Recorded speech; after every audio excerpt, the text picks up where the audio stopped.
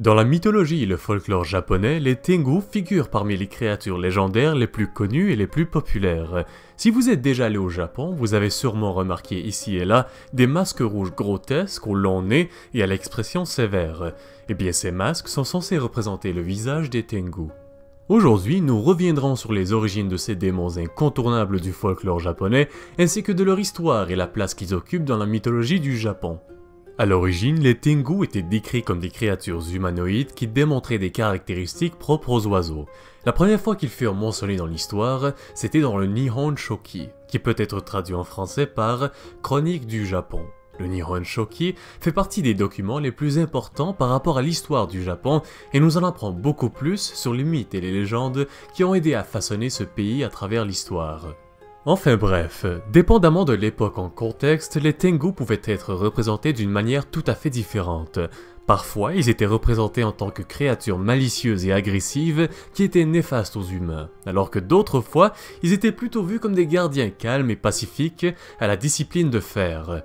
De même, parfois ils étaient considérés comme de simples yokai, des créatures surnaturelles issues du folklore japonais, alors qu'au tout début, les Tengu étaient souvent associés aux kami, des dieux associés à la religion Shinto. Généralement, lorsqu'on parle de ces créatures légendaires, on les sépare en deux catégories distinctes. Il y a d'un côté les Konoha Tengu, qui sont censés représenter les Tengu ayant une forme beaucoup plus humaine et généralement caractérisée avec un long nez au lieu du bec, et de l'autre côté il y a les Karasu Tengu, qui eux, sont censés représenter la forme aviaire des Tengu et avaient par conséquent des attributs physiques qui se rapprochaient beaucoup plus des oiseaux.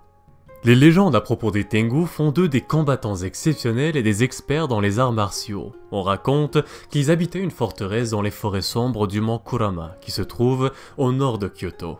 On dit également que plusieurs guerriers se rendaient souvent là-bas pour avoir la chance de les affronter et de prendre leurs talents et leurs pouvoirs s'ils sortaient vainqueurs de l'affrontement. D'ailleurs, une légende très connue raconte que le très célèbre samouraï et commandant militaire Minamoto no Yoshitsune, plus connu sous le nom de Uchiwa Kamaru lorsqu'il était plus jeune, se rendit dans la forteresse sur le mont Kurama et c'est là qu'il rencontra les guerriers Tengu et qu'il perfectionna ses talents en arts martiaux et dans le maniement du sabre.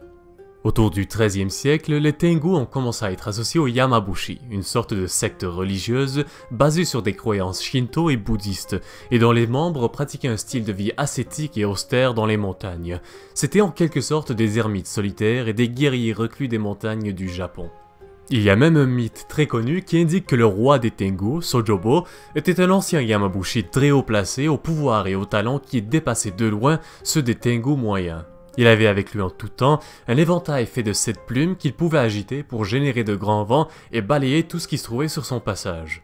L'opinion publique et la nature des Tengu a beaucoup changé au cours de l'histoire du Japon. Au tout début, leur présence était considérée comme étant néfaste et opposée au bouddhisme, à cause de leur tempérament agressif et combatif. Mais plus tard, vers le XVIIe siècle, ils furent réintroduits sous un meilleur jour en tant que gardiens et protecteurs des textes sacrés bouddhistes. Aujourd'hui, les Tengu figurent encore et toujours dans le folklore et la mythologie du Japon moderne. Avec le temps, ils ont été introduits dans la littérature et les médias et contribuent à l'enrichissement de la culture et du folklore japonais.